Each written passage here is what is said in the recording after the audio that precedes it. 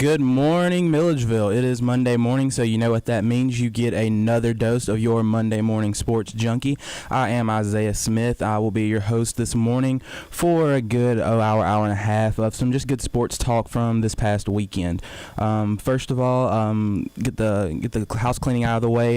We are live on Periscope at 953_highlight. If you want to check that out, see what the studio looks like, what we're doing today. So just a quick rundown. Gonna have a special guest in this morning to do some college football pick'em for next week, but first we're going to try and recap a little bit of last week. I'll be doing that for about the first 35 minutes or so, but big weekend, great weekend in college football. Iowa goes down to North Dakota State. That's their sixth straight win over an FBS opponent. Clemson got a big win over South Carolina State, finally looking like the team we thought they were. Louisville, Ohio State, they knock off Florida State and Oklahoma, two of the bigger games of the weekend. Nebraska surprises Oregon. Texas falls to Cal in just a shootout, absolute shootout on Saturday night, and then Alabama and LSU squeak past their opponents, and then Stanford handles USC, Florida over North Texas. Notre Dame falls in a big one to Michigan State. That was a kind of a surprise to me. I'd picked Notre Dame last week for that one. And Michigan and Miami, Florida, they're tested, but they win over smaller opponents in Colorado and Appalachian State, respectively. And then A&M also was able to stay undefeated. But the story of the weekend for me, anyway, was it came out of Columbia, Missouri. And if you're in Athens today, you're gonna have to deal with some power change, because there is officially a new sheriff in Athens. Ira Edwards was the old sheriff of the Athens Clark County Police Department, but he just needs to head over to UGA's practice today and just take his badge and gun and everything else, turn that thing into Jacob Eason, because Jacob Eason is the new sheriff in Athens. Eason provided some late game heroics in this one to get a win for the Dogs. So just a few thoughts on this one. Huge to get that first win in SEC play, and still a pretty good game. Made some errors also, but that's par for the course. But overall, it was a good win. Got to get that first one in league play. Also important that that you got it in the fashion that you did. Didn't play your best, but you pulled it out. The running game, not where it needed to be. The offensive line still has to get better, still needs to improve. But, Nick Chubb, 19 carries, but still only 63 yards. Sony Michel had 9 carries for 37 yards. And Isaiah McKenzie with 2 carries for 19 yards, but he did have the lone rushing touchdown. But that defense was swarming. It was huge for the Dogs. Gave up a few yards to Drew Lock, who is, a phenomenal quarterback in that up-tempo spread system. They really do try to go fast. I was even surprised at the pace, sitting on the couch watching it. But 376 in the air the defense gave up to Drew Lock, but they also turned him over 3 times. Quincy Mauger, 2 huge interceptions, one beautiful toe tap in the end zone there in the third quarter, that when Mizzou was threatening, they had kind of run the ball down our throat and we were reeling, but the defense stood tall. And we also took 2 fumbles in the biggest one at the end of the game that sealed the deal right there with Jawan Briscoe. But the defense just was one of the biggest contributors in this game, right there next to Eason. They kept it close throughout the game, stood up when they had to. They definitely bent at times, but they did not break, and that was the biggest thing for them. And even though your run game struggled, your receivers really stepped up and made plays for your quarterback. Isaiah McKenzie, the workhorse again, becoming just a stud receiver, in the slot, really, not even doing it out wide because he's not the biggest guy. But 10 receptions, 122 yards, 2 touchdowns, one of Jacob Eason's favorite targets. Terry Godwin also solid, 4 receptions, 68 yards. But one of my unsung heroes in the passing game was definitely the fullback, Christian Payne. 5 receptions, 41 yards, not too glaring, but the touchdown. And like I said, even though his numbers aren't huge, he was consistently right place, right time on some of those little play action, semi-bootlegs that they like to run with the offense under Chaney, and really just gave him the safety valve when they, dial up those shot plays off of play action. The deep ball's maybe not there. You can throw it underneath, check it down, and still get 5, 8, 10 yards with Payne, because he's a solid option. And, he was the consummate safety valve when McKenzie wasn't open or wasn't there or wasn't in the game or whatever the case was. Christian Payne stepped up. So hats off to him. He was really a big player in this win. And even though the passing game was pretty good, one area that I would like to see improve there was getting the tight ends involved. I mean, you have 3, I think, very, very good, 4 very, very good tight ends. Jackson Harris, Charlie Warner, Isaac Nauta, Jeb Blazevich, all are very, very good at the tight end position. And I think you have to find ways to try and get those guys involved a little more. Blazevich, only only had one reception for 17 yards. Nauta led the tight ends in receptions, but only had 16 yards. He had 3 catches. Jackson Harris, 1 catch for 5 yards. And then Charlie Warner, haven't seen a ton out of him in the passing game this year. Not sure if we will, but he didn't have any receptions. But he has been impressing me a lot in the run game, picking up a lot of the blocks and kicking defenders out and really helping set that edge for those running backs and guys trying to get the edge like McKenzie. But back to the offensive star of the night, Jacob Eason. Put it in the air 55 times. When's the last time you saw a Georgia quarterback get it in the air 55 times in one game? But he completed 29 of them, which is a little under, I believe, 50%, but or maybe right around 50%, but not terrible. 308 total yards. That's huge. 3 touchdowns. The 1 interception that it wasn't a terrible interception. Didn't kill us, but you'd rather not have it, obviously. But still a solid day from him. And then he had 1 game-winning touchdown pass. That's awesome. That's huge. Kirby Smart in the post-game press conference. He said that Jacob was awesome, and that effort from him. It really, I think it ended the quarterback controversy in Athens, and I think that happened around the league. Jalen Hurts performed for Alabama, another true freshman in the SEC, and Jacob Eason did the same in Columbia, Missouri for the Dogs. He really performed, and he forced Kirby to stay with him. He forced his hand a little bit because I do believe the plan was to get Grayson Lambert some reps. However, Eason was really our only offensive threat. Missouri really stuffed the run game. They really stopped us, and we had to keep throwing it. We had to put it in the air 55 times. So I think the quarterback controversy in Athens, barring an injury or some other type of crazy setback, Jacob Eason is the guy. He's the man. He's the BMOC, big man on campus, and he's going to be in charge the rest of the way for the Dogs at the quarterback position. But then Isaiah McKenzie, another guy who had a huge game. I think he's our best wide receiver. I think he's the number 1 option, not the traditional number 1 receiver, obviously, but on the year, 18 receptions, 305 yards, 4 touchdowns, also 6 carries, 56 yards and a touchdown. And he really helps diversify the offense. You can throw it to him in space 5 or 6 yards down the field, and he can turn that into 15, 20, 25 yards, or even take that to the house and score a touchdown. He showed his ability to be electric in the open field in the punt game at times. So he really helps diversify the offense with the jet sweep action, things of that nature. So I'm really looking forward to see where we go with him. I like to see him just get the ball in space. I mean, he can make guys miss. He can turn it upfield and turn what would be a 2 or 3 yard catch into 20 or 30 yards. So I think he's the consistent playmaker. He's the guy Eason's looking to. He's the guy he's going to, the guy he wants to get the ball to in situations. So I'm really excited to see what happens with that as well. But, looking forward here, we got to keep having consistent playmaking from guys like him. Not sure if you call him a number 1 receiver yet, but I don't know if we have a number one receiver, to be completely honest. And some people say that's a bad thing. I think it's awesome. I think it means you're going to spread the ball around. I think it means you're going to get different guys involved, and you may have a different leading receiver every game. And looking at some of the better teams, even in the professional game, who don't have a true number 1. New England Patriots, consistently good and have had a number 1 receiver for 1 year when they had Randy Moss, a true number 1. Very rarely draft a true number 1 receiver. Seattle Seahawks won a Super Bowl without a true number 1. Cam Newton last year went to a Super Bowl without his number 1 guy. Kelvin Benjamin 6'5", but did have the ACL. So, last year took that team to a Super Bowl. So, looking forward, I think that's not as big of a deal as some people really want to play it up to be and make it out to be. So, but looking forward into even in the next weekend, we got a tough one in Mississippi, against Ole Miss.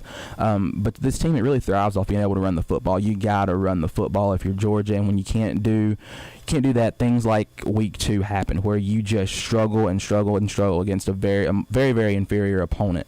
So we've got to be able to run the football. Got to be able to attack in the passing game as well. Sorry, the camera flipped around if you're watching on Periscope. I'm not sure why I did that, but we need to keep making plays in the run game. Got to get better, and you need to have a run game to have a shot against Ole Miss, and even Tennessee in the next, looking forward even further than Ole Miss. Missouri, it wasn't imperative to have a run game, but when you didn't have a run game, they kind of pinned their ears back. And Ole Miss is going to be very, very similar up front, except they're going to have, I think, better athletes. Their front seven is probably better than Missouri's. And you got to clean up your special teams mistakes. One of the things that hurt us again in this game, guy calls for a fair catch, and one of the special teams players just runs through and gets a targeting call. It's a bonehead play. That cannot happen. Got to clean up the fumbles, the giveaways, things of that nature, and you got to keep improving defensively. The passing game, they stood up when we had to, gave up 471 total yards against a very, very fast-paced Missouri team, but they're a different type of tempo philosophy than Missouri, but the defense has to do better. We got to get a better pass rush against Chad Kelly. Got to contain the edges. Got to hold Chad Kelly down next week. Cannot let him pick you apart. Can't just stand back there and just let him have his way with your defense. So, looking at the game, how big is this one next weekend? It's huge in terms of Eason's maturation. Second true road game, passed the first test at Missouri. Place was absolutely rocking. Going to Missouri on Saturday night that's one of the better places to play in college football, I think, especially when they're like they are now. New coach, got a lot of new stuff coming down the pipe, and they're not a bad football team. I'll give them that. They're not a bad football team, but Ole Miss isn't the team everyone thought they were going to be coming into this season. But at the same time, you can't take them lightly. You can't just think you're going to go in there and walk over them, because you're not. They're a very good football team. They gave Alabama all they wanted this past weekend, and I think Ole Miss feels like they played well enough to win that football game. So that'll be an interesting test for us going forward. But, looking forward, keys to the game, just a few here before we take our first quick break. Got to command that line of scrimmage. Easier said than done, obviously, with that Landshark defense out there. They're swarming, they're fast, they're physical, they embody the definition of quote-unquote SEC speed.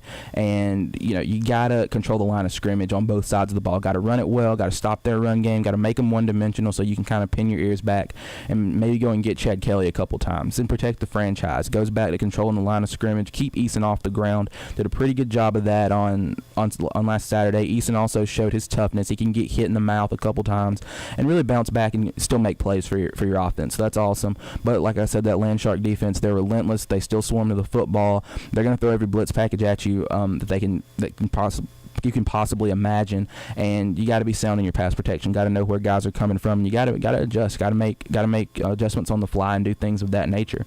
And then big-time players got to make big-time plays. Eason did that. Isaiah McKenzie did that. Both teams are going to have stars. Chad Kelly's a star. Eason's going to, an emerging star. Nick Chubb is a star.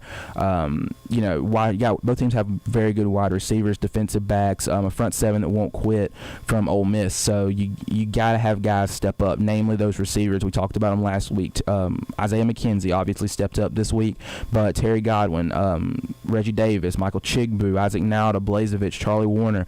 Got to have another one of those guys step up and try to get involved, and the running backs make some plays, whether it's in the passing game with Sony Michel, maybe motion him out of the backfield into the slot, or you can make, even out of the Wildcat formation. I think this week you're going to see that Wildcat. You're going to see Terry Godwin, who was a high school quarterback, so one of the best players we have to run that Wildcat formation. I think you're going to see Terry Godwin pull up and throw that thing a couple times this upcoming week, so that'll definitely be exciting to see. Hopefully we can gash Ole Miss. And then you got to minimize your mistakes. Ole Miss is going to take their chances. They're going to take their shots. And you got to minimize their big plays, because they really like to go fast after a big play. If you really watch their offense, they call it the fast ball concept, or whatever you want to call it. You can see they really want to go fast after a big play or after a chunk play. So you got to cut those out. Got to have sound defense. You got to be sound on defense, and just cut out bonehead mistakes like special teams errors, especially. That seems to be the one trend that we've had this year.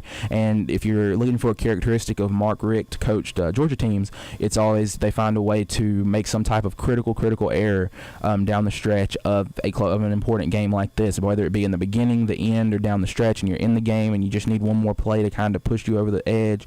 Somehow, some way, they always find a way to make a mistake. So I'm looking forward to that one against Ole Miss next weekend. Kind of a run through there, but undeniable how good Jacob Eason played. He was awesome. Kirby Smart said it. I'm going to say it. I'm going to tell everybody who will listen this next week, because I think there's a new sheriff in Athens, and his name is Jacob Eason. I think he has transcended the name. I was telling this to someone. He's transcended Jacob, and now he's known as Jake Eason. So from now on this show, if you hear me say Jacob Eason, tweet me, call me out on it, shoot me a text if you know me, whatever the case may be.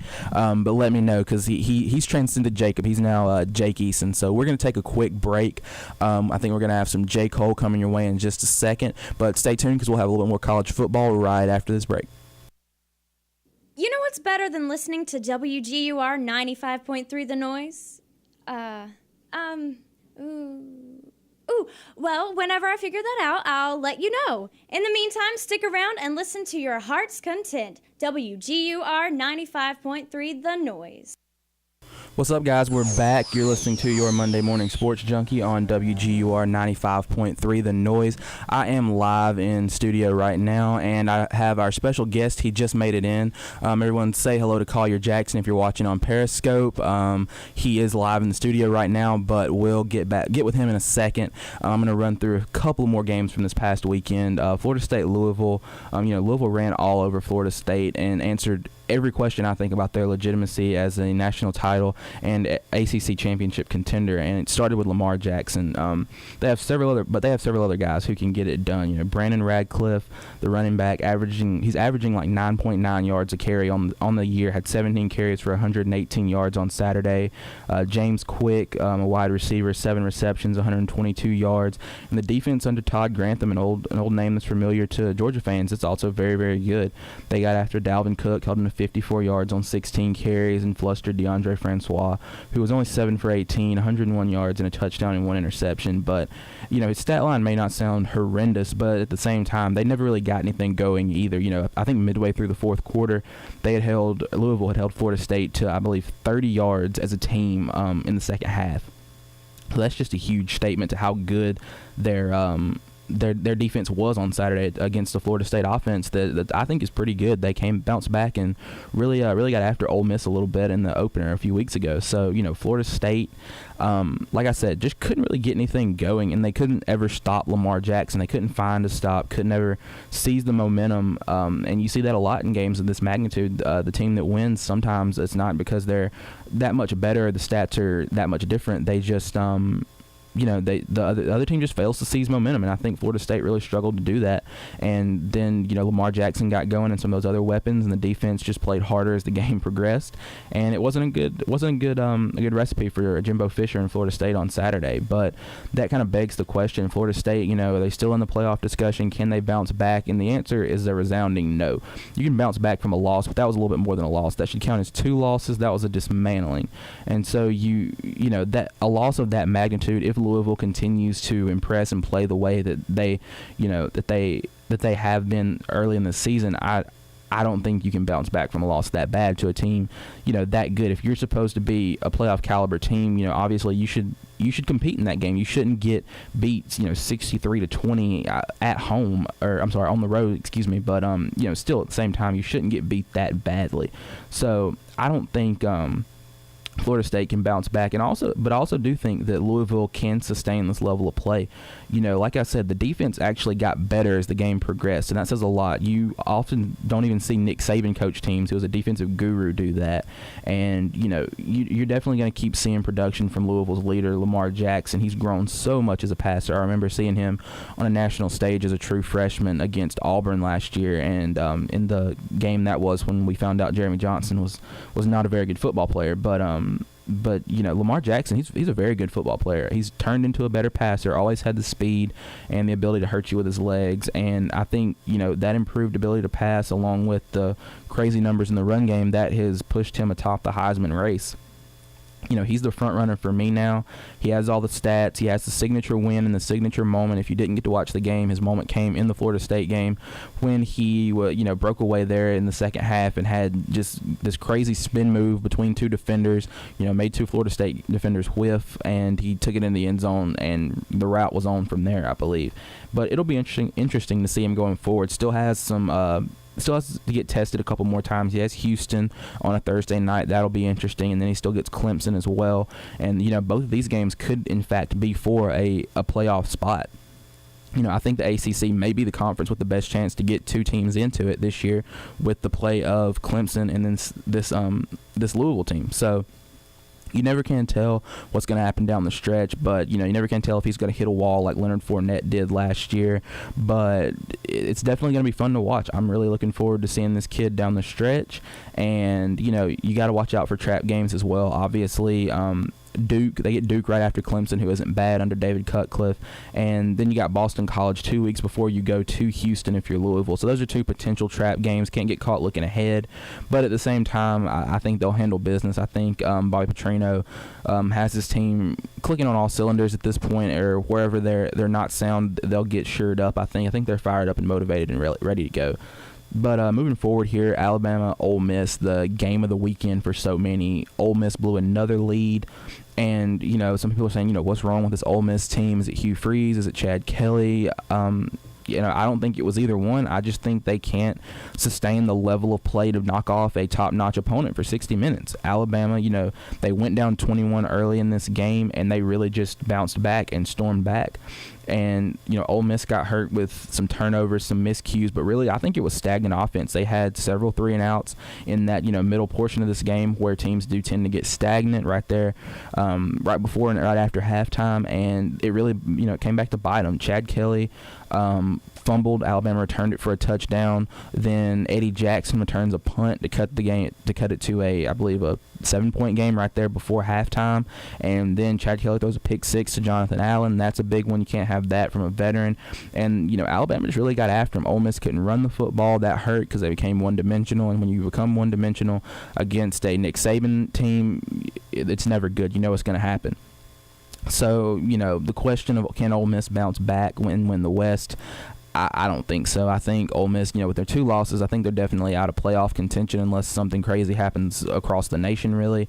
And, I think that even though you lost to I think the true number 1 team in Alabama, I think Ole Miss they're gonna slip up a few more times going down the road here. I think they still got dates with LSU, got to see Arkansas, got to see Georgia next weekend. That'll be a big one. So I don't think Ole Miss is gonna be the team who is the dark horse to win the SEC West. But looking across the field there at Alabama's freshman quarterback Jalen Hurts, so much trust shown from him. The first time of 2 times we saw SEC coaches really trust those true freshmen.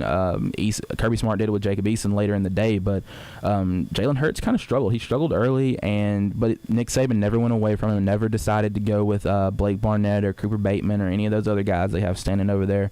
Really stuck with the workhorse, and Hurts finished 19 for 31, 158 yards, no touchdowns but no interceptions in the passing game. And then, on the ground was Alabama's leading rusher. I believe the first quarterback to do that in Alabama history. 18 carries, 146 yards. And I think his ability to diversify that offense and run the football in a way that Alabama hasn't seen. They had Blake Sims a couple years ago, but even Blake Sims wasn't as dynamic, on the ground and through the air as this kid is. So I think that win is a signature for Alabama. You still got several tough games left to play in the SEC West, but I think, I'm not going to say they haven't made, but I do think they're on the right track to getting back to, a national semifinal in the college football playoff. And then just a couple more games here before we get to pick them. I know Collier's looking forward to that. But, we had Clemson, South Carolina State. Not going to spend too long on this one. Clemson finally showed up. Deshaun Watson had a great day, 12 of 15, 152 yards, 3 touchdowns. The defense only gives up 102 total yards while the offense gains 555. And I think this is the Clemson everyone wanted to see. This is what people thought they were going to do to Auburn, but Auburn has a much, much better defense than South Carolina State, clearly. And I think, if you're Clemson, you just got to build on this. This is the type of day you wanted to see, you needed. The run game was efficient and effective. Your passing game was good. You were dominant on both sides of the ball. And, I think you came back, you cemented yourself back as the favorite in the ACC. I still think Clemson's the favorite. And, you got to look at the stumbling blocks here. Louisville, there's Clemson's still favored in the Louisville game, but that line's going to get closer as that game, the date of that game gets closer. And, Louisville's the biggest one to me. You got a weird game on Thursday at Georgia Tech. That's going to be a funny game because you got to deal with the triple option, number one. Number two, you have to Number two, it's on Thursday. You have a short week. You got to prepare for the triple option on a short week. That doesn't sound good, but I think Clemson will handle it. Dabo Swinney will be okay. Still got to go to Tallahassee. You're at Boston College, which will be tough, and then Pittsburgh and South Carolina. To close out the year. Pittsburgh is a pretty good football team with James Conner being back and different guys like that. And then South Carolina is just a rivalry game where anything can happen. So you gotta be on your toes, on your P's and Q's there. I was gonna get into the Ohio State Oklahoma game, but you know how that went. Ohio State rolled over Oklahoma, and that one wasn't too much of a surprise to me. So we're just gonna skip through that and keep moving through to Michigan State, Notre Dame. The Michigan State defense, dominated Notre Dame, gave Deshaun Kaiser trouble.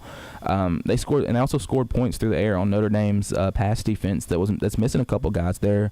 To begin the year, their starting safety got kicked off the team for violation of team rules. Then the guy that took his place got injured last week. So they were thin in the secondary, but still no excuses. I'm sure Brian Kelly won't take that as an excuse. He felt like they should have won this game, I'm sure. But Tyler O'Connor from Michigan State, 19 for 26, 241 yards, a couple touchdowns and a pick on the day. L.J. Scott, the dynamic running back, also had a good day, 98 yards on 22 touches and a touchdown. But I think, Michigan State, this win really helped push them forward and establish themselves as saying, hey, we still have a good defense, and, we're not all defense. Our offense can step up. We can score points. We can do things we need to do. And really just make plays. And so I think that Michigan State kind of established themselves as a Big Ten contender. They still have to have Wisconsin, still have Ohio State, still have Michigan, and don't know how that's going to play. But I think your Big Ten champion may come out of there with one loss, because Ohio State's got a tough schedule. Wisconsin's got a tough schedule, obviously, in the next couple weeks. And Michigan, they haven't played anybody yet, but eventually they'll have to play Ohio State. They'll obviously get Michigan State in a rivalry game, so that'll be fun. That was fun last year with the crazy play at the end of the game on the punt. So it'll be fun watching Michigan State go forward and seeing exactly where this team is against quality competition. Notre Dame's obviously still a good football team, but not quite there defensively. It'll be fun to see them against Michigan's defense, against Ohio State and the talent that they have, the young talent that they have, and I just think it'll make for a good Big Ten race again this year if, we see some upsets, some big things happen like that. So we're going to grab one more quick break before we segue into our segment of Pick'em next. So we're going to have some AWOL Nation with Sale coming up for you guys. And in a second, Collier and I will be right back to bring you college football Pick'em. So stay tuned.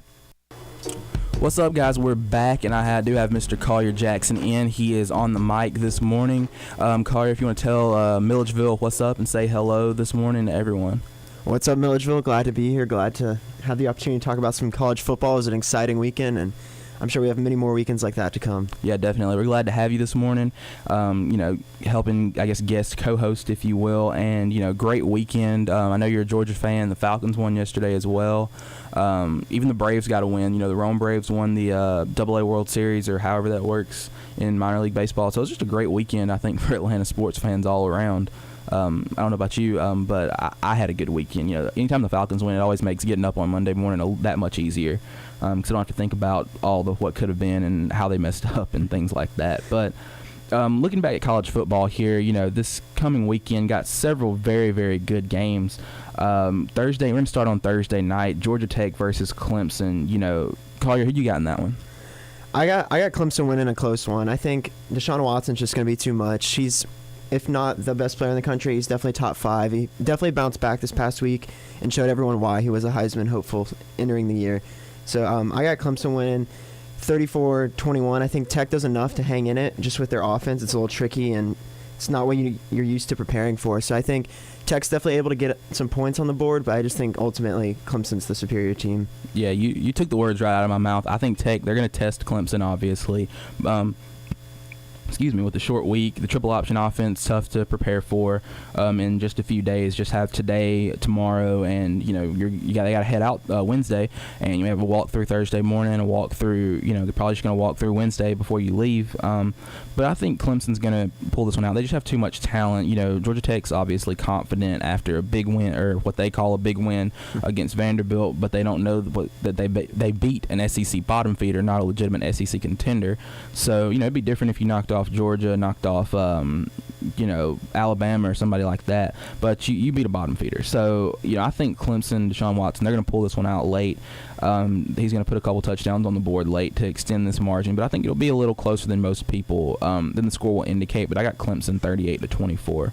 So looking forward here, going out west, Pac-12 showdown, USC against Utah. Utah just cracked the AP top 25, and a lot of people had them in the college football playoff last year around this time. That Utah was the sleeper pick, I guess. They were the cute pick, the sexy pick to be in the playoff as that sleeper team. So out of the Pac-12. So USC's not as good as advertised, obviously, but who you got in this one? I think I got to go with Utah. I mean, it's tough for me to say that USC is going to have 3 losses through week 4, but I don't see a way where they're able to pull it out against Utah. I think it's going to be 31-28 in a close one, but I can't see USC winning this one, unfortunately. Yeah, I agree with that. I didn't see a scenario where USC had 3 losses through week 4. 1-3 for a program that is this storied and has this much tradition, and this is also rebuilding as well as I thought they were. Utah's a pretty good football team. They retain some of that talent. They have a solid defense, I think, and I agree with you. I think Utah's going to keep rolling. They're going to put enough points on the board and stop the USC offense that's very underwhelming. Thought they had a couple guys who could really make plays, Adoree Jackson and Juju Smith-Schuster. A lot of people call Juju Smith-Schuster the most overrated player in college football because of the hype he had coming in and the talent that people thought he had, and then his performance it's not matching up. So I'm going to take Utah in this one 38-30. But moving back east to the Big Ten, Wisconsin, Michigan State, a big one for both teams. Both kind of surprise teams. Wisconsin didn't even crack the top 25 in the preseason, but Michigan State, they were in the top 25, but had a big win last week against Notre Dame. Wisconsin made their statement in week 1 against LSU. So who you got in this one, Collier? I got Michigan State. Wisconsin looked very sluggish last week. I don't know, maybe if they're still riding off the high of that LSU win, but they played a Georgia State team that didn't really have anything to lose and went in there and gave them a good fight. And I think that just they exposed them a little bit, maybe showed us that they weren't as good as we thought they were. They were ranked number 9 last week and saw them drop a few spots this week.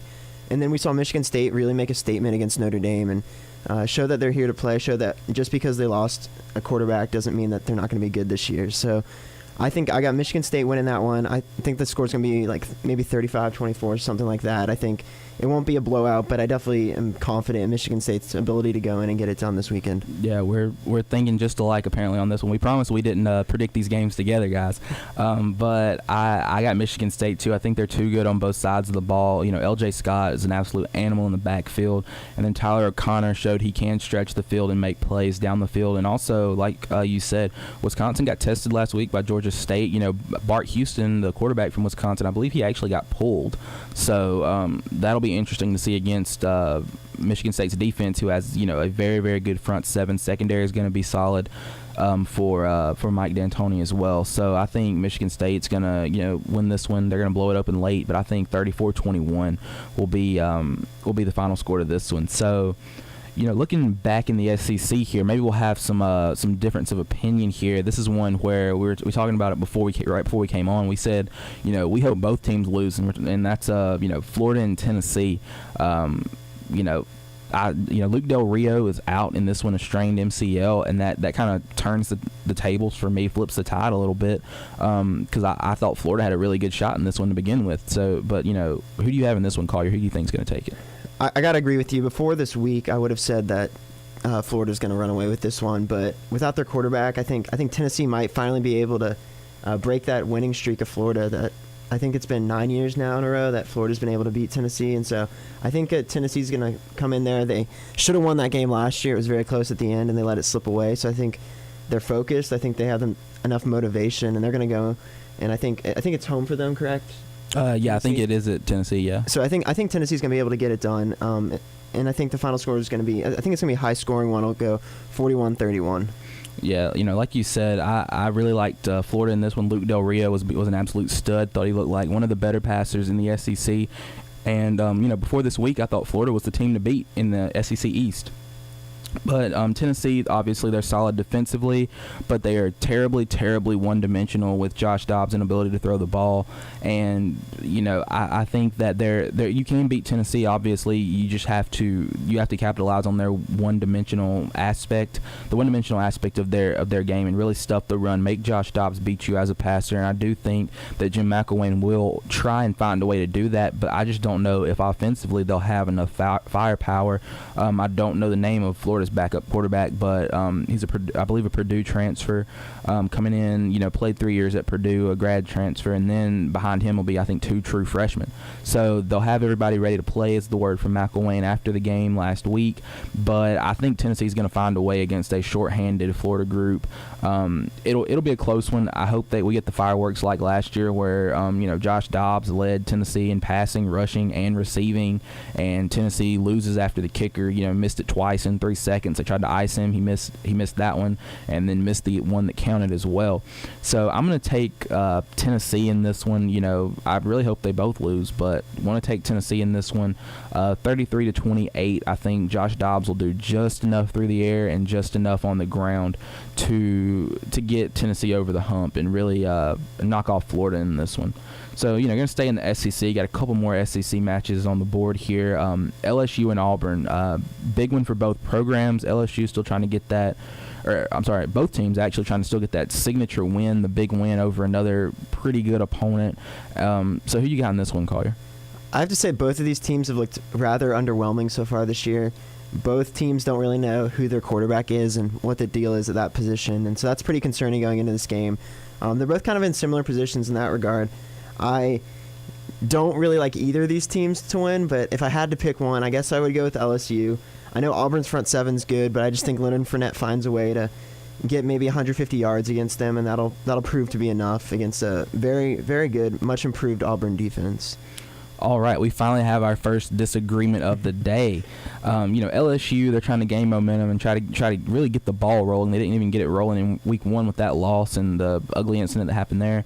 But they're trying to get the ball rolling and just keep it rolling downhill against Auburn. But I think they're gonna have an uphill battle. Danny Etling is better than Brandon Harris. Don't get me wrong, but he's still not the type of passer that you need in that offense, and the guy that can really use the weapons to their fullest extent, I guess. And I think, Auburn's going to play tough. They're going to challenge LSU up front. They're going to stack the box and really force Brandon Harris to throw it. And on the other side of the ball, I think it's going to be the exact same way. LSU is going to stack the box and really force Sean White to beat them and use his arm. And I think you may see some John Franklin III in this one. You may see Jeremy Johnson. I don't think that's likely, but I hope John Franklin III gets an opportunity, because his ability to run really puts stress on the defense and really puts stress on those outside linebackers and defensive ends trying to contain the edge. But I'm going to take Auburn in this one. I think they're going to upset the Tigers, and they're gonna find a way. I think this one, I originally picked 33-23, but 33 points between these two for a winning team in this matchup is a few too many. I think they may score 33 combined. There's a chance because of how one-dimensional they are. But I think I'm going to go ahead and take Auburn in this one still. I think Auburn will win this one 20-17. And, going forward here, staying in the SEC, Arkansas, Texas A&M. A&M undefeated, but not a lot of hype surrounding them this year, which is kind of surprising considering how hyped they had been in years in the previous years, and then when they started out of the gate strong. And then Arkansas, still a good SEC program, not great, probably not going to win the conference or even the division, but still a good team. So who you got in this one? I like this matchup a lot. I think A&M is a dark horse to win the SEC West. No one's really talking about them because everyone's always focused on Ole Miss and Alabama, and just kind of assumes that one of them is going to be the one that comes out of the West, and everyone's ready to hand Alabama the SEC West. And while I do think that Alabama will end up winning it, I think that they can't overlook A&M. Trevor Knight's look pretty good. They were able to beat a pretty decent UCLA team, and they got a lot of athletes on the offensive side of the ball, and their defensive ends are probably the best in college football. Miles Garrett, Myles Garrett, that's who it is. He's been tearing it up this year, picking right off where he left off last year, and I just think that A&M's going to steamroll this Arkansas team. I think Arkansas is good, and they had a solid win against TCU, but I really like Trevor Knight in that A&M offense. I think they're going to put up a lot of points. It's going to be a high-scoring game. Yeah, definitely. I think Arkansas is still good. I think they're gonna test A&M, but I think A&M, excuse me, A&M's athletes offensively are just slightly, or not slightly, but they're a good bit better than the athletes Arkansas is gonna counter with on the defensive side of the ball. And I really, think Arkansas that they're still just gonna play spoiler all year. I think they're a very good football team. They are kind of set in their ways. They're going to do what they're going to do. They're going to try to make it ugly, make the game close late, and just stay in it. But I think A&M is going to be able to score just a few too many points and really hurt this Arkansas defense with their athletes and Trevor Knight and guys of that nature. So I think they're going to win this one. A&M's going to win this one 41-27. And then moving out west before we head back home, we got two more games for you guys this week that we're going to predict anyway. Stanford and UCLA, matchup of Pac-12 powers, if you will. And, who you got in this one? I got Stanford. I got to say, Christian McCaffrey has not slowed down at all this year. Once again, broke 200 all-purpose yards last week against USC. And he's such a great playmaker. Like, you just need to find a way to get the ball in his hands, which Stanford is so good at doing, and he'll make plays. And I'm not sure I'm sold on Josh Rosen just yet. I think he's a good quarterback. He's going to be good. He has a bright future, but I'm not ready to just call him the best quarterback out west yet. I think Stanford's going to win this one. I think UCLA is just a little bit too far away from really being able to compete with the top tier teams in the country, but they're definitely on the right track. So I'd say I got Stanford in 31-17 game. I think UCLA is going to struggle to put up a lot of points against them, but Christian McCaffrey is just such an X factor, and it's just so hard to cover him because you just never know where they're going to line him up, where they're going to get him the ball. But I got Stanford winning that one. Yeah, I think Stanford's going to take this one away. McCaffrey's too much. He's that team's probably their best athlete. He's probably their best. He's definitely their best running back. Definitely the best guy they have in the return game and special teams. And he may be their best receiver too. He's the total package. Whoever winds up with him this summer in the NFL draft they're going to get a gem. They're going to get a steal. To say he may go third, fourth, fifth, sixth overall, it's a steal. So just all he can do for a football team is just so much. And Ryan Burns at quarterback is going to be solid, going to make plays for him as well. So I think that I think Stanford's going to keep their playoff hopes alive. They're going to get this win, knock out UCLA. UCLA has a very good football team, defensively not where they were last year with Miles Jack, but Josh Rosen, one of the guys who is very polarizing to me. I believe I put an article up on the Twitter page about just kind of who he is as a guy. And he's one of those guys. He's kind of a strange guy to me. Went to a Catholic high school, was raised Catholic. And I believe he's atheist now or agnostic. I'm not sure, but one of those guys who's just kind of a polarizing figure to me. He kind of does things his own way, and I think that is to be respected. But also it kind of makes him some enemies as well. So I'm not sure how I feel about him. Last year, one of my favorite guys in college football, thought he was going to be very, very good this year, much better than he actually is now. And now I'm underwhelmed by his performance thus far. But I'm going to take Stanford in this one 43-30. So coming up on our final game that we're going to pick here, Collier. Great having you on, by the way. Georgia and Ole Miss, the game that we're both I think looking forward to seeing this week. I think they got the 12 o'clock slot on ESPN. Yeah, Okay, so that'll be some good, good midday action for you to get your weekend started off with, a good game out of the gate. But who you got in this one? So I tried to be unbiased in my picks, and I might have been a little biased on this one, but I got Georgia going into the Grove and upsetting Ole Miss, or just. I've been really disappointed with Ole Miss this year. I really thought that they'd actually be able to field a team in the second half, but apparently they have not. After blowing at least 21-point leads against two very good teams, I just think mentally that has to mess with you. You look back on those games, and those games should never have been lost by them. They should be undefeated at this point, or at least only have one loss, because if you're up by that much and you're a team of Ole Miss's caliber, you should at least be able to win. You don't have to dominate the entire game, but letting a team come back like that twice on you now has to just really be demoralizing, and I think it's really going to get in their heads. I think Georgia's got some confidence coming off a win against a pretty mediocre Missouri team, but it was a good win that I think showed that they're able to overcome some adversity, and showed that we're able to just trust in Eason, and the coaching staff doesn't have any more questions about pulling him. I think he's going to be the starter going forward for the rest of the year, and I think Georgia's able to eke out a victory. I think Chubb's going to have a better game this week. He's been kind of flying under the radar the past couple weeks. Our offensive line hasn't really been able to get it done.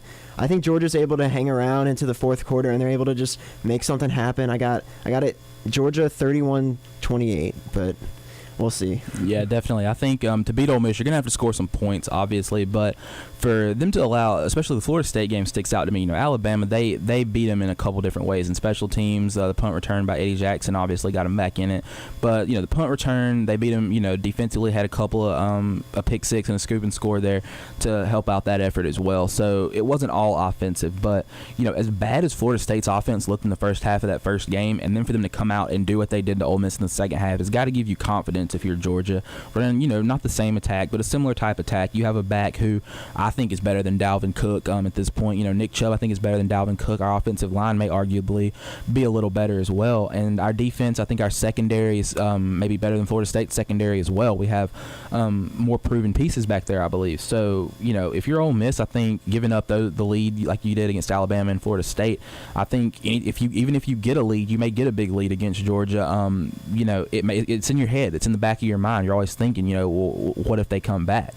And if you're Georgia, you've been down in multiple games. You were down on, this past Saturday almost till the end of the game, and you went down 10 to North Carolina in the opener. We can play from behind with our young quarterback. We're able to make plays. We got to get the running game going. Obviously, got to be better. Nick Chubb's got to rush for a little more than 60 yards or even 80 yards. Got to get up to that 100-yard mark, I think. But I think Georgia's going to go to Oxford. They're going to go into the Grove, and I think they can handle this beat up, demoralized Ole Miss team. I think a late comeback from none other than the new sheriff in Athens, Jake Eason. Yeah, Collier, you missed my rant earlier about Eason. He's the new sheriff in town, and he's transcended the name Jacob. He's now Jake Eason. So on this show, we will refer to him as Jake Eason, from now on. So that's the best nickname I could come up with. It's better than, I guess, Babyface Jake. Yeah, he's Jake Eason now, and I think Jake Eason leads the comeback, and I think Georgia's going to win this one. Eason's going to get him in good position, but I think we're going to have an unsung hero. I thought Eason might throw a touchdown pass this week to win it, but I'm going to take the unsung hero. I'm going to have some fun with this one. I think Georgia wins this one 43-40, and William Ham is going to come in and knock through a nice kick toward the end of regulation. Get some redemption there. To win this one in the Grove, and he's going to take off in the kicking game and really, really be what we need him to be. I have confidence in him. I know Kirby has confidence in him, and I hope he can get that ironed out because, we're going to need him down the stretch. We can make all the jokes we want as Georgia fans, but we're going to need him down the stretch. So, that'll be an interesting test for the Dogs. I think their points are going to be scored regardless of who wins that game, and I hope Jake Eason can really come through for us there. So I'm going to take a quick break, but thank you first of all, Collier, for being on with me this morning, for coming through. Hopefully we can get you back sometime in the near future. We love having you. Yeah, of course, man. Yeah, I'm glad to be here. Yeah, definitely. I know it's early, but thank you for just getting up and braving the damp Monday morning, I guess. But I'll be right back with you guys. Got some a little more college football to talk and maybe some NFL football. I got about 30 more minutes with you before I got to head out to class. So we're going to hit you with some Zach Brown Band, I believe, and I'll be right back. So stay tuned. Hey Milledgeville, you're listening to 95.3 The Noise, WGUR.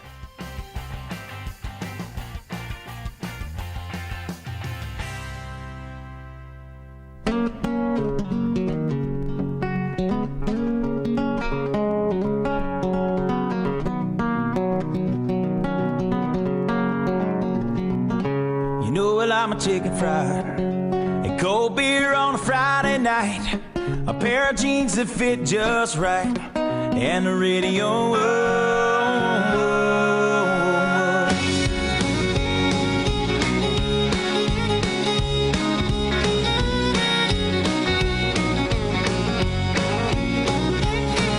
I was raised up beneath the shade of a Georgia pine, and that's home, sweet tea, pecan pie, and homemade wine, where the peaches grow. In my house, it's not much to talk about,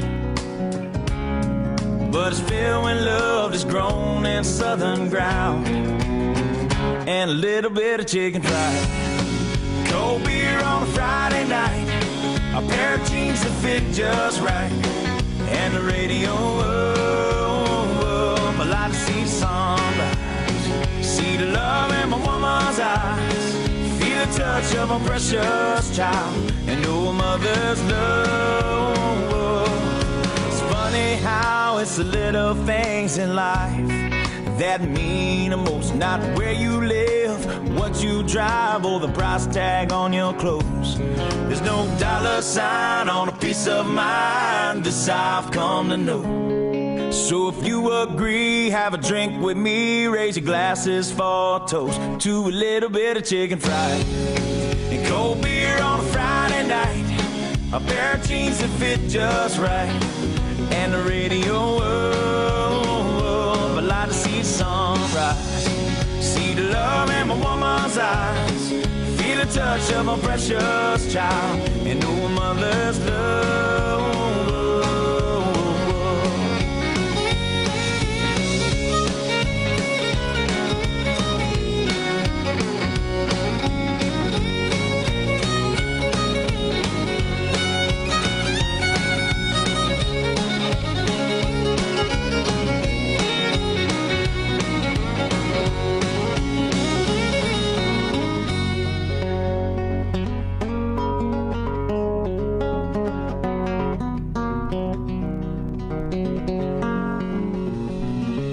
Thank God for my life and for the stars and stripes. May freedom forever fly. Let it ring.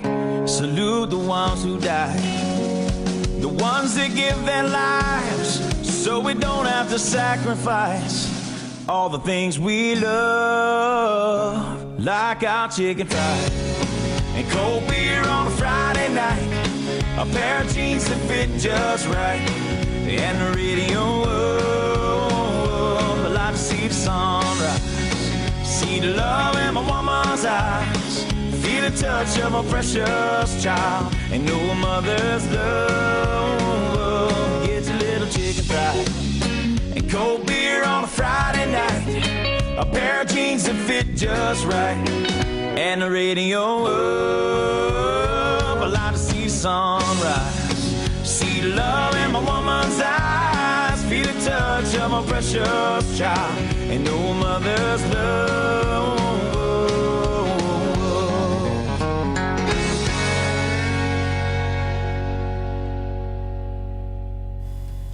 What's up, guys? We're back, and we're going to have some good reads coming at you guys here in just a second. Let me get back into Periscope here so I can be live with you guys for the rest of the show. Once again, I want to give a big shout-out, big thanks to Collier for being here this morning and for just sitting in, doing some picks with us this morning. I know it's early this morning, but a big shout-out to him for dedication to the calls and really helping out this morning with your Monday Morning Sports Junkie. And if you are just now tuning in, you are listening to your Monday Morning Sports Junkie on WGUR 95.3 The Noise in Milledgeville, Georgia. And now we are back live on Periscope. And so we got some good reads for you guys here. Didn't do that last week, but going to run through this real quick. It's a Saturday Down South article, and it's called 10 Things I'm Absolutely Overreacting to After Week 3. And, Dilsel College football talks about just this guy, all the, kind of a funny article, if you will. But, first one, the kids can play. Been on the Jalen Hurts bus since the spring, and this guy, whoever, he's been on the Jalen Hurts bus since the spring, and he really, really is excited for him. Also excited for a lot of the youth in the SEC at the quarterback position. Hurts ran for 146, season high for any Alabama rusher. And he really had a great day. Number two, gets back to something I like to hear. Jacob Eason is just as dangerous in an entirely different way. Hurts you with his legs and with his arm. Eason, all arm, but the guy in this article says he's impressed with Eason's ability to really take a hit and get back up and then turn around and make plays in the manner that he did on Saturday. So I'm really, really really happy with that. Number 3, Lane Kiffin on Saturday, very safe play calling after getting the brunt of Nick Saban's fire, if you will, the fire and brimstone that he brings to every game on the sidelines. And granted, Ole Miss safeties did play deep, but Hurts' strength in the passing game really is stretching the field. Our Darius Stewart's injury in the first half really hurt that, obviously, but you got to go down the field. I think Kiffin was a little bit conservative in the first half of that game, and the guy says he was yelling at Lane Kiffin, so definitely interesting there. Then the best thing Nick Saban did all day was sticking with Jalen Hurts. I agree with that wholeheartedly. Got a young guy like that. Really let him build confidence. Really let him learn. He's going to make mistakes. You can't just pull him after every mistake. He'll never establish a rhythm, never really learn and become better from it. Number 5, I have no idea what Gus Malzahn is doing. You have no idea. I have no idea. Most people have no idea what he's doing. Rhett Lashley, the offensive coordinator, we had the revolving door of quarterbacks in week 1. Week 2 brought the a little bit more continuity with Sean White, and then we saw John Franklin III, and then week 3 saw a little bit of John Franklin III, mostly Sean White, but Sean White just isn't the quarterback to run that offense. And a lot of Auburn fans are saying, hey, we need to fire Gus Malzahn, fire Rhett Lashley, and really get a new regime in there to try and capitalize or have some of these guys make plays. So will be interesting. Going to skip over a few, to number 7, Derek Mason. What was that? Paul Johnson, he obviously makes a lot of people look dumb with the triple option, but Derek Mason, he made you look like an utter, I don't want to call you an utter fool, but, it looked like you guys went in at halftime and didn't make any adjustments. You just went in and talked about your days, painted your nails, and came back out for the second half. I mean, you couldn't stop the pitch in the first half on the triple option, and in the second half you'd think you would maybe make Justin Thomas keep it, or make him hand it off to the fullback and run the dive or something like that. But what do they do in the second half? They keep turning the corner and getting the pitch. Brings me back to one of my famous sayings. Back when Georgia used to play Florida, Tim Tebow, they'd run that little speed option attack and just try to get Tebow and Percy Harvin in space. Who has the pitch man? Because back in the day, seemed like Mark Richt never could get a beat on who had Percy Harvin. No defense player wanted to account for him, and he would gash Georgia back in the Tebow era. Number 8, college officials, you're watching, but can you see? Several missed calls. Luke Del Rio, an injury that got Jim McElwain fired up, obviously. And then several instances where guys dropped the football before they got to the end zone, and there was no call made. The Cal game was won. In the Oklahoma game, Joe Mixon did it on a kick return. You guys, all these playmakers talk about getting me the ball in space. We get it to you in space, and you want to drop the ball before you get in the end zone. That's not cool, man. No all-clown team for you guys today. Don't want to oversaturate with that, but it will be back next week, so be on edge. We're going to make up for this week and get in next week, because somebody's going to do it again. Number 9, I'm grinning ear to ear in here in the studio. Georgia's winning the East. I'm done with Tennessee. I've been done with Tennessee. The Vols, if they returned 7 starters and played this way, they wouldn't even be in the AP poll, but they returned 17. And so they're in the AP poll, have all this supposed talent that I have yet to see. All this stuff is supposed to be getting better. But realistically speaking, how many of those 17 would start at Alabama, Appalachian State, Ohio State, teams of that nature, Georgia even, how good are your 17 returning starters is the question we're asking here. And at this point, struggle with Ohio, struggle with App State in the first couple, 2 of the first 3 weeks. I'm questioning, I think Florida's, I picked Tennessee obviously, but I think Florida's got a very good shot to roll into to Tennessee, roll into Neyland Stadium and get a win. And then ACC football, the last one, slow your roll, young fella. Nick's watching. Nick being Nick Saban. Justin Thomas, Georgia Tech quarterback, tweeted, quote, "Great win today, ACC football." Seems very excited. about knocking off Vanderbilt, but he needs to take it easy. He needs to remember this is Vanderbilt, not Alabama, not Florida, not Tennessee, not Georgia, not Arkansas, not even Arkansas, not A&M. You beat Alabama. You beat Vanderbilt, rather. Beat Vandy, and the writer says, easy kid, that was Vanderbilt, our Wake Forest. So just a good read, something kind of humorous to lighten the mood there going into college football and whatnot.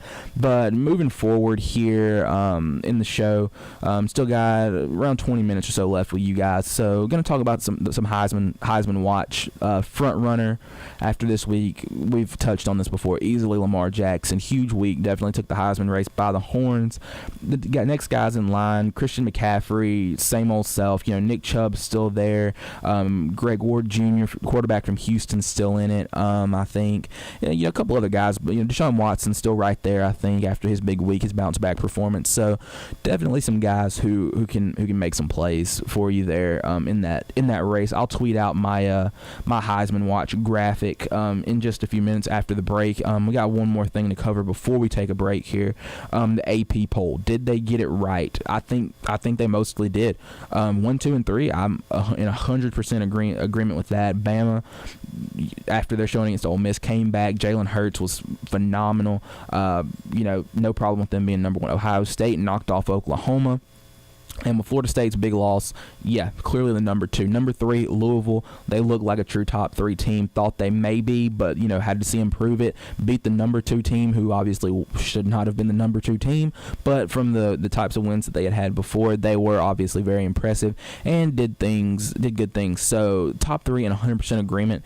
Michigan at number 4, no, Michigan, you haven't beat anybody. Beat somebody. Schedule tough out-of-conference opponents in the first 3 weeks of the season. Obviously Louisville did not do that, but they're in the top 3. But it's a little bit of a different dynamic. Louisville didn't talk all that junk. They didn't go out and have the satellite camps. They didn't get sponsored by Jordan and have to make the biggest spectacle in college football Jim Harbaugh's the girl in the cafeteria who has to have all eyes on her at all times. It's terrible. It's embarrassing at this point. Michigan beat somebody. That's all I'm going to say about that. Don't like them at number 4. I think Clemson belongs in the number 4 spot just after their win. Houston in number 5. Had them in the top 4 last week, but with Louisville's emergence and Clemson being getting back in the swing of things, I think Houston deserves number 5. They're going to get their opportunity later in the season. Obviously, Stanford belongs at 6. I would put Michigan at 7 until they beat someone. Michigan State at 8, and going back to Michigan, you're going to get your opportunities. You got Ohio State, got Michigan State, I think got Wisconsin, so you're going to have your opportunities, but right now you're not there. Washington at 9, another unproven team, but is going to get their opportunities. Have a date with Stanford later, I believe.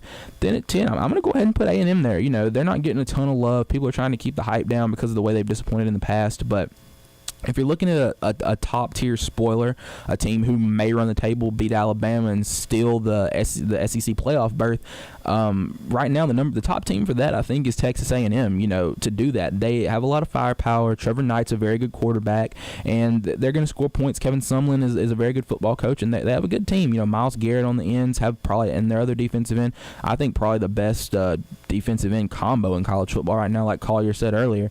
So I'm going to take A&M at 10. Georgia, after the big win, I'm going to jump them up to 11. I think that may be about where they level out by the time the season's over, that 11, 12, maybe 13 range. Then I'm going to take Wisconsin at 12. Still kind of unproven. Yeah, you knocked off LSU, but you got a gauntlet to play. I've said that before. Got Michigan, Ohio State, I believe Michigan State, and a couple other good teams there on your schedule right there, 4 or 5 weeks in a row.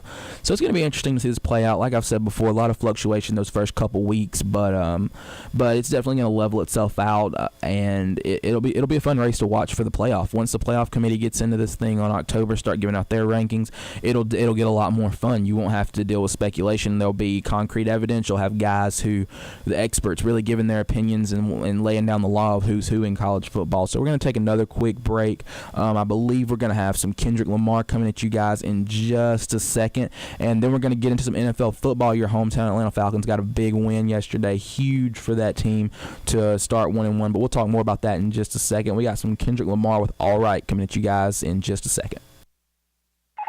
You're listening to WGUR 95.3 The Noise. The best music you'll find here, there, anywhere. WGUR 95.3 The Noise.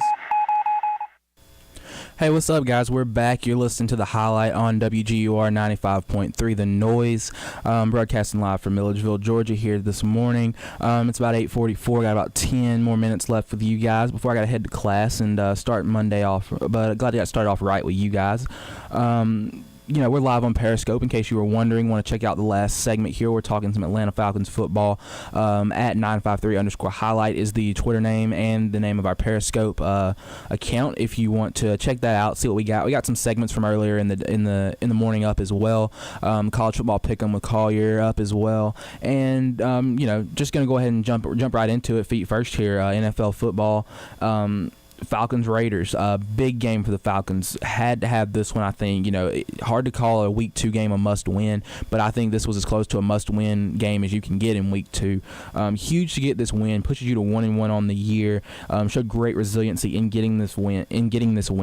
Huge win because teams who start 0-2 have only made the playoffs 12% of the time in the NFL. Teams starting 1-1 have made it 41% of the time.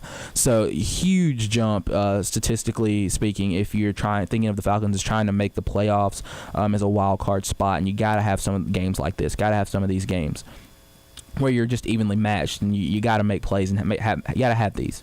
And also, maybe most importantly, it ties you for first in the division with Carolina, who lost on week 1 and won on Sunday, and Tampa Bay, who won the first week, obviously beat the Falcons, and got waxed on Sunday 40-7 by the Arizona Cardinals.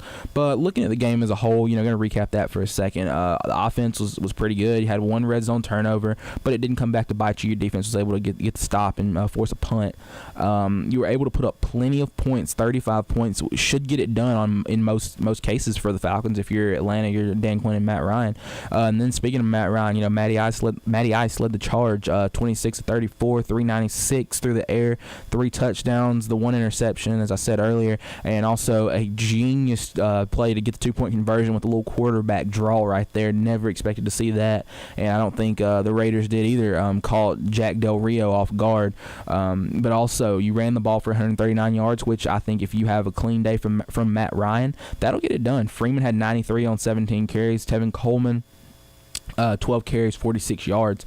Julio led the receivers as expected, 106 yards on 5 receptions and the touchdown. Had a big catch to set up the go-ahead touchdown right there to get the lead. But you also had a good day from your tight ends, Austin Hooper, Jacob Tamme as well. If Tamme keeps this up, may have to read it. He may transcend the name Jacob as well. He may become Jake Tamme before this season's over.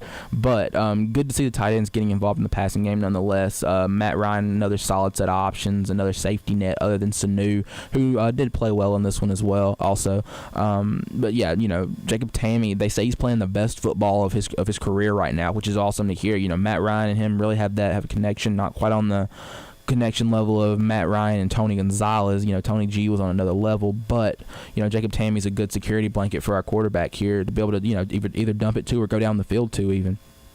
So looking at the game, where do you need to improve? Really got to working on improving in the red zone. 1 turnover, but you gotta have even less. You can't have any turnovers in the red zone. Got to come away with points. And when I say points, I'm talking 7s, not 3s. You did kick 2 field goals, which isn't terrible in that game. But if you got those scores, you really got touchdowns there. You really blow that thing open. And the longest kick was 21 yards. So you weren't very far out. You were just needed better execution. Needed to be sharper. But, looking forward here, one last thing to improve is the pass rush. We got to get to quarterbacks more, whether that means you got to bring 6 or 7 in obvious passing situations, or even bring 6 or 7 on passing situations in first down. Whatever the case is, we got to get to the quarterback, got to get him on the ground, got to get his jersey dirty.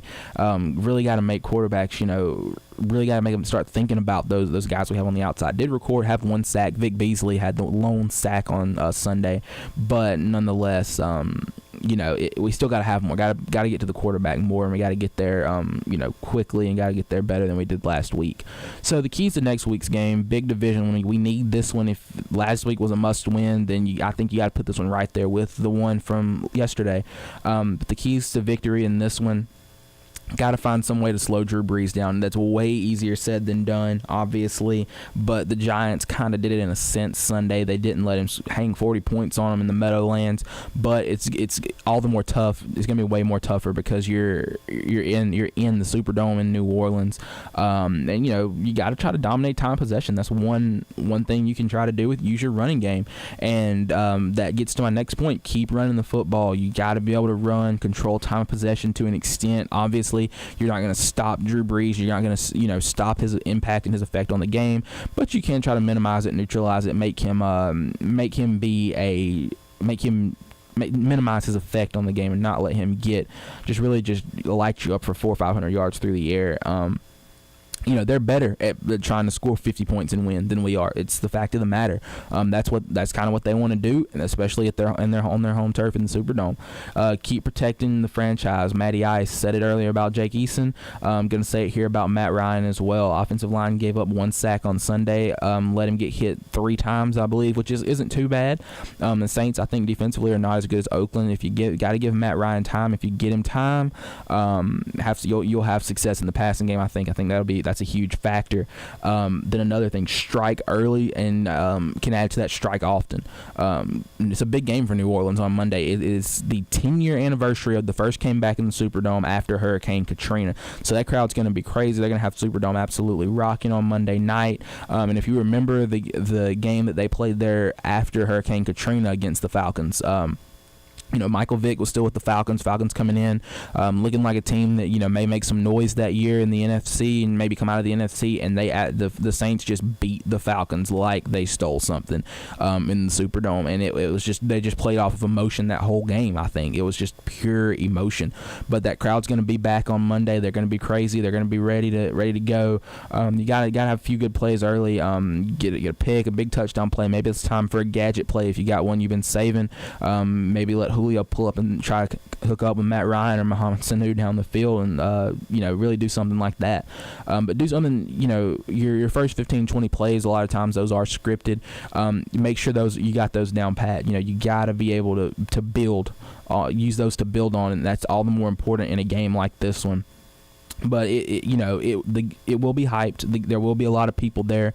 A lot of people will be running off of emotion. The Saints may even be playing off of pure emotion for the first half of that game, or maybe the first quarter, first half, or some time period like that. But you gotta come out and perform if you're the Falcons, and I think you did it last week, and I think you can do it again this week. You just got to translate a lot of that. Maybe getting Devondre Campbell back, Brooks Reed, another defensive lineman. Maybe getting those guys back. Julio obviously didn't play toward the end of the game with the ankle injury, so that's something to monitor. I don't think it'll keep him out. Mohamed Sanu was good. The ankle wasn't a big factor for him as well. Trufant thought maybe he had gone down with something after celebrating a passing completion. He broke up, but luckily it was nothing. He was just fine walking out of the game as well. And so it's gonna be a fun week. The NFL, you got a couple good matchups. Texans, Patriots, going to be a good one with Jimmy Garoppolo going down as well in this one. So you're going to have to lean on the rookie Jacoby Brissett if you're the Pats, but I think they'll be fine in that one. I think they've got that contingency plan.